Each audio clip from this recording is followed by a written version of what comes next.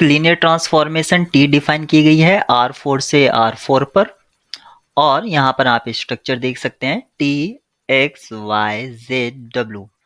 ये दिया गया है आपको x plus z 2x plus Y plus 3z 2y plus 2z and last one is w. So we have to ask rank of t. हमें t की rank बतानी है। तो अगर मैं ये पता कर लूं कि ये जो कॉन्स्टिट्यूएंट्स हैं वेक्टर्स के, क्योंकि ये एक R4 का वेक्टर है इमेज एलिमेंट, इसके कॉन्स्टिट्यूएंट्स Li हैं या नहीं है, यानी कि मैं चेक करूंगा C1, मान लीजिए इस कॉन्स्टिट्यूएंट्स को मैं V1 V2 V3 और V4 बोल देता हूं, तो मैं लिखूंगा C1 V1 plus C2 V2 plus C3 V3 plus C4 V4 और यहां से मुझे इसकी रैंक के बारे में आइडिया हो जाएगा। तो सबसे पहले इसके लिए मैट्रिक्स रिप्रेजेंटेशन हम लिख लेते हैं, या तो आप ऐसे भी कर सकते हैं, अदरवाइज आप इसका मैट्रिक्स रिप्रेजेंटेशन लिख लीजिए।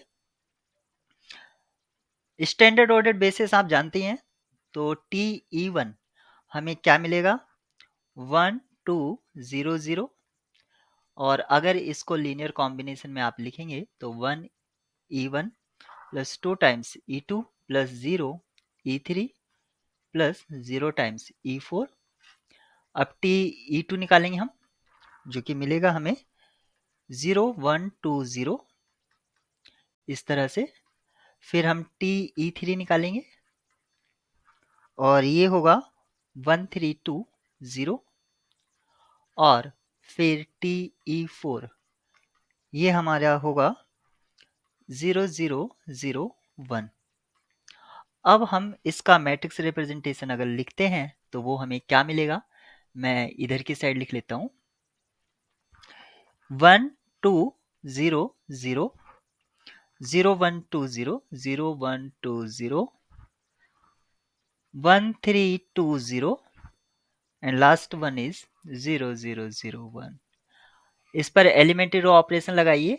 ये सेकंड रो को आप 2 से मल्टीप्लाई कीजिए फर्स्ट रो को और सब्ट्रैक्ट करा दीजिए, तो हमें इक्विवेलेंट मैट्रिक्स मिलेगा।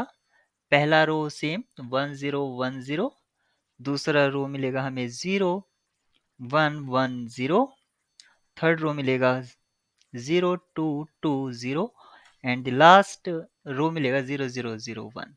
यहाँ पर सेकंड और थर्ड रो प्रोपोर्शनल में है तो एक को डिलीट कर सकते हैं। इस तरह से रैंक कितना आ जाएगा इसका 3, क्योंकि 3 नॉन जीरो रोज हैं, तो इसका रैंक 3। मैट्रिक्स M जिसका साइज 3/3 है और इस मैट्रिक्स के आइगन वैल्यू 1 2 3 है। यहाँ पर एक रिलेशन दे रखा है M इनवर्स इक्वल्स टू, यानी कि उसको M सेटिस्फाई इस तरह करता है -M प्लस 11 अपॉन एल्फा आई आइडेंटिटी मैट्रिक्स। तो हमें इस नॉन जीरो एल्फा की आइगन वैल्यू फाइंड आउट करनी है। आइगन वैल्यूज दे रखी है, इसलिए हम कैरेक्टरिस्टिक इक्वेशन को इजीली लिख सकते हैं x-1 x-2 और x-3, जो कि कैरेक्टरिस्टिक पॉलिनोमियल के फैक्टर्स होंगे, उससे हमने इक्वेशन लिखी। और इसको अगर मैं सिंप्लीफाई करता हूं तो मैं क्या लिख सकता हूं x³ minus 6x² plus 11x minus 6 equals to 0। ये हमारा कैरेक्टरिस्टिक इक्वेशन आया, और कैले हैमिल्टन थ्योरम से हम लिख सकते हैं m³ minus 6m² plus 11m minus 6 time identity matrix equals to 0। क्योंकि कोई भी आइगन वैल्यू 0 नहीं है, इसलिए हम इसका डिटर्मिनेंट नॉन जीरो होगा और m इनवर्स एग्जिस्ट करेगा। तो उससे मल्टीप्लाई करा देते हैं, मल्टीप्लाई करके हमें मिलेगा m² minus 6m plus 11 identity matrix equals to 6m inverse. यहाँ पर अगर हम इस मैट्रिक्स की इस इक्वेशन की हेल्प से अगर पूरी इक्वेशन को 6 से मल्टीप्लाई करा दें तो हमें क्या मिलेगा m²/6 minus m plus 11 upon 6 identity matrix equals to m inverse. अब गिवन इक्वेशन से आप इसको कंपेयर कीजिए, ये हो जाएगा m plus 11 upon alpha identity equals to m inverse. यहाँ से आपको क्लियर है कि एल्फा का वैल्यू 6 होगा। एक मैट्रिक्स M दे रखा है जिसका साइज है 3/3 और ये मैट्रिक्स सिंगुलर है। सिंगुलर होने का मतलब हुआ इसका डिटर्मिनेंट 0 है, यानी कि इसकी एक आइगन वैल्यू एटलीस्ट 0 है। दो अदर आइगन वैल्यू 2 और 3 आपको गिवन है। आपसे पूछा गया है कि m cube plus 2m plus identity matrix के कितने लीनियरली इंडिपेंडेंट आइगन वेक्टर्स होंगे। दो तरह से कर सकते हैं। लीनियरली इंडिपेंडेंट आइगन वेक्टर्स के बारे में बताती है geometric multiplicity of eigen value, या आप अगर इस सम मैट्रिक्स सम जो ये मैट्रिक्स का फॉर्मेट दे रखा है इसके आइगन वैल्यूज निकाल लें और वहां से आपको ये पता चल जाए कि कितने नॉन जीरो आइगन वैल्यूज हैं, तो वो आपको एस्टिमेट कर देगा, क्योंकि distinct non zero eigen vector के करस्पॉन्ड आपको लीनियरली इंडिपेंडेंट आइगन वेक्टर्स मिलते हैं। मैंने आपको बताया डिस्टिंक्ट एंड नॉन जीरो, उसके करस्पॉन्ड आपको जो भी आइगन वेक्टर्स मिलेंगे वो क्या होंगे, एल आई वैक्टर्स। तो सबसे पहले m की आइगन वैल्यू पता है, तो मैं m क्यूब की आइगन वैल्यू लिख लेता हूँ। वो होंगी 0, 8 और 27। ऐसे ही 2m की आइगन वैल्यू क्या होंगी, 0, 4 और ये होगी 6 और आइडेंटिटी मैट्रिक्स की आइगन वैल्यू 1, 1, 1। इनका सम से आइगन वैल्यूज क्या क्या आएंगी, 1, 13 और 34। आप देख सकते हैं कोई भी आइगन वैल्यू जीरो नहीं है और डिस्टिंक्ट है। इसका मतलब हुआ कि इसका क्या मीनिंग हुआ कि तीन एलाई वेक्टर एग्जिस्ट करेंगे, या आप ये समझ लीजिए कि algebraic multiplicity of any eigenvalue is same as geometric multiplicity of any eigenvalue. क्यों? क्योंकि डिस्टिंक्ट है तो मिनिमल पॉलिनोमियल और इसका कैरेक्टरिस्टिक पॉलिनोमियल सेम होगा, सेम फैक्टर्स होंगे। यहां पर आप देख सकते हैं ज्योमेट्रिक मल्टीप्लिसिटी जो 1 की अगर हम देखें तो वो भी 1 होगी, अगर 13 की देखें तो वो भी 1 होगी, और अगर 34 की देखते हैं तो वो भी 1 होगी। यहाँ पर सेम है, तो आप ये भी कह सकते हैं कि ये मैट्रिक्स आपका डायगोनलाइजेबल होगा। साथ ही साथ आपका मैट्रिक्स M भी डायगोनलाइजेबल होगा क्योंकि उसकी सभी आइगन वैल्यूज डिस्टिंक्ट हैं। तो वहां भी अलजेब्राइक मल्टीप्लिसिटी और ज्योमेट्रिक मल्टीप्लिसिटी सेम होगा। आपसे सिर्फ इतना पूछा था कितने एल आई वैक्टर होंगे, तो 3 होंगे। M दे रखा है जिसका साइज है 3/3 मैट्रिक्स, और आपको एक कंडीशन दे रखी है मैट्रिक्स M विद वेक्टर -2, 1, 0 ये इक्वल है 6 - 3 0 के, यानी कि आप इसको वेक्टर V बोल दीजिए। तो मैं क्या लिख सकता हूँ, एम वी इक्वल्स टू, अगर मैं यहाँ से वेक्टर से एज अ 2 कॉमन ले लेता हूँ, सॉरी 2 नहीं -3 अगर कॉमन ले लेता हूँ तो मुझे क्या मिलता है, -2, 1, 0, यानी कि मुझे कंडीशन मिल गई m v equals to lambda times v, यानी कि यहाँ पर -3 एक आइगन वैल्यू होगा करस्पॉन्ड टू एक वेक्टर के। ये यहाँ पर वेक्टर दे रखा है। अब हमें एक आइगन वैल्यू मिल गई है m के लिए, तो हम जानते हैं कि अगर m की कोई आइगन वैल्यू लैम्डा है तो m क्यूब की जो आइगन वैल्यू होगी वो क्या होगी, लैम्डा क्यूब एक होगी ही होगी। यहाँ पर ऑप्शन में जो आपको दे रखा है, सपोज दैट m क्यूब और एक vector equals to alpha beta gamma, इस कंडीशन को हमें यूज करना है। तो मैं लिखता हूं m क्यूब, यहाँ पर हमें पता है कि m क्यूब का एक आइगन वैल्यू क्या होगा, -3 क्यूब, और यहाँ पर जो वेक्टर लिया है मैंने सेम वेक्टर ले लिया है -2, 1, 0। तो इधर भी मैं यही लूंगा -2, 1, 0। m cube v equals to lambda cube v, मैंने लिया m cube v equals to lambda cube v, इस कंडीशन को मैंने यूज किया।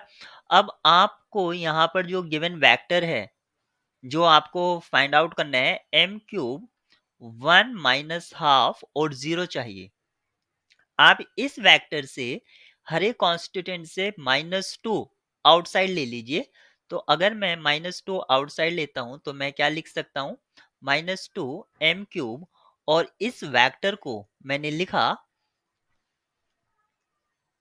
1 -½ सेम वेक्टर आ जाएगा जो आपसे पूछा गया है, इक्वल्स टू -3³ ये हो जाएगा आपका -27 और वेक्टर सेम है -2 1 0। यहां से अब आप ये जो नंबर है इसको ट्रांसपोज करा दीजिए, तो मैं इसको लिख सकता हूं m³ वेक्टर 1 -½ और 0 इक्वल्स टू 27/2 और यहाँ पर वेक्टर था -2 1 0। इसको फर्दर सिंप्लीफाई करेंगे तो राइट हैंड साइड क्या मिलेगा, राइट हैंड साइड मिलेगी आपको -27, फिर आपको मिलेगा 27/2 और फिर 0। यहाँ पर इसको अल्फा बीटा और गामा कहा गया है। तो अल्फा का वैल्यू यहाँ से हमें मिलता है -27, तो इसका मोड वैल्यू आपको क्या मिल जाएगा 27। आपसे पूछा गया था कि मोड अल्फा का वैल्यू क्या होगा, तो मोड अल्फा का वैल्यू क्या होगा -27, सॉरी +27। मोड अल्फा का वैल्यू होगा 27 और अल्फा का वैल्यू होगा -27। ट्रांसफॉर्मेशन टी R4 से R4 पर डिफाइन है और यहाँ पर आपको एक स्पेस डिफाइन किया गया है जिसमें ऑर्डर पेयर इस तरह से है X Y Z W such that X plus Y plus Z plus W equals to 0। तो ऑब्वियस सी बात है ये हमारा नल स्पेस है, तो नल स्पेस ऑफ टी यहाँ पर दिया गया है कि रैंक T-4i, इसकी जो रैंक है वो 3 है। अब ये जो सबसे पहले हम नल स्पेस की बात करेंगे, नल स्पेस की डायमेंशन को हम नलिटी से बोलते हैं और इसकी नलिटी कितनी होगी। तो यहाँ पर आप देख सकते हैं एक कंडीशन है या इंडिपेंडेंट कंस्ट्रेंट है, तो ये हो जाएगा क्योंकि R4 से वेक्टर आ रहा है तो 4 - 1 यानी कि 3 हो जाएगी। नलिटी ऑफ T3 है तो रैंक कितनी होगी, रैंक प्लस नलिटी मिला के 4 होना चाहिए। यहाँ पर रैंक आपकी 1 आ जाती है। यहाँ पर आपको बताया गया है कि इसकी रैंक 3 है, इसका मतलब अगर मैं डिटर्मिनेंट फाइंड आउट करता हूँ T-4i का तो वो 0 होगा। क्यों, क्योंकि T-4i ये जो मैट्रिक्स होगी इसका जो डायमेंशन होगा या साइज होगा वो 4/4 का होगा। ये यहाँ पर आइगन स्पेस है करस्पॉन्डिंग टू आइगन वैल्यू 4 और यहाँ पर 4 आपको एक आइगन वैल्यू दे रखी है, आइगन वैल्यू है। हमें जो बताना है वो मिनिमल पॉलिनोमियल है एक x(x-4 raise to the power alpha. Minimal polynomial में जो इंडेक्स होते हैं यानी कि जो पावर होती हैं वो हमें क्या बताती हैं, पावर हमें बताती हैं कि ज्योमेट्रिक मल्टीप्लिसिटी किसी आइगन वैल्यू की कितनी है जो पावर में आएगा। तो x की पावर यहाँ पर 1 दे रखी है यानी कि x इक्वल्स टू 0, इसके अगर ज्योमेट्रिक मल्टीप्लिसिटी की बात करूं तो यहाँ पर 1 होगी। यहाँ पर ज्योमेट्रिक मल्टीप्लिसिटी यहाँ पर ये 4 दे रखा है क्योंकि 4 एक इसका आइगन वैल्यू है, तो 4 की ज्योमेट्रिक मल्टीप्लिसिटी कितनी होगी वो हमें पता चलेगा नलिटी ऑफ T-4i इससे। यहाँ पर क्योंकि दे रखा है रैंक इसकी 4 है तो रैंक प्लस नलिटी मिला के क्या होगा, रैंक नलिटी थ्योरम, यानी कि नलिटी इसकी 1 हो जाएगी। अल्फा की वैल्यू यहाँ पर 1 होगी क्योंकि 4 का आइगन वैल्यू 4 की जो ज्योमेट्रिक मल्टीप्लिसिटी है अभी हमने फाइंड आउट करी 1 आई है। और यहाँ पर आप जो देख रहे हैं मिनिमल पॉलिनोमियल में x-4 जो फैक्टर है उसकी पावर कितनी आनी चाहिए, 1 आनी चाहिए क्योंकि geometric multiplicity 1 I, it means alpha का वैल्यू 1। यहाँ पर m एक इन्वर्टिबल हर्मिशियन मैट्रिक्स है, इन्वर्टिबल है तो इसकी कोई भी आइगन वैल्यू 0 नहीं होगी। अगर कोई भी आइगन वैल्यू 0 नहीं होगी साथ ही साथ ये हर्मिशियन है और सभी आइगन वैल्यू आपकी 0 होंगी। इसका मतलब हुआ x² लेस देन 4y, ये गिवन कंडीशन है जो यहाँ पर सेटिस्फाई करते हैं x y. Option A B C D में आपको यहाँ पर दो ही मैट्रिक्स की बात करी गई है, M square plus X M plus Y I, और यहाँ पर दूसरी मैट्रिक्स इक्वेशन दे रखी है या मैट्रिक्स पॉलिनोमियल प्लस वाई आई। अगर m की आइगन वैल्यू सारी रियल हैं और कोई भी आइगन वैल्यू जीरो नहीं है, तो यहाँ पर मान लीजिए इसके आइगन वैल्यूज को हम लैम्डा से डिनोट कर देते हैं, तो इसकी आइगन वैल्यू भी क्या आएंगी, लैम्डा